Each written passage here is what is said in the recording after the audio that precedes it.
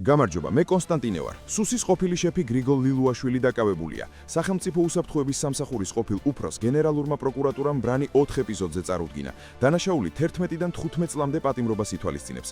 პროკურატურის ინფორმაციითვე გრიგოლ ლილუაშვილი ქრთამის სანაცვლოდ მფარველობას უწევდა თბილისის მერიის საბავშვო ბაღაბაღების მართვის სააგენტოს ყოფილ დირექტორს კახა გვანცელაძეს. საგამოძიებო უწყებების ინფორმაციით აღნიშნული ბრალის ერთ-ერთი ეპიზოდია, რომელიც სუსის ყოფილ ხელმძღვანელს წარედგინა.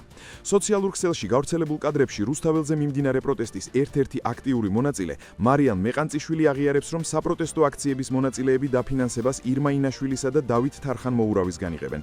ინფორმაციას კატეგორიულად უარყოფს საქართველოს პატრიოტთა ალიანსის გენერალური მდივანი ირმა ინაშვილი. საქართველოს პრემიერ-მინისტრმა ღამის კურიერში ქვეყნის საღარეო კურსზე ისაუბრა. ირაკლი ყობახიძის თქმით, კონსტიტუციიდან 78 მუხლის ამოღება არ იგეგმება. პრემიერის განცხადებითვე, რუსეთთან პოლიტიკა არის ცხადი. არსებობს წითელი ხაზები, რაც დაკავშირებულია ოკუპაციასთან.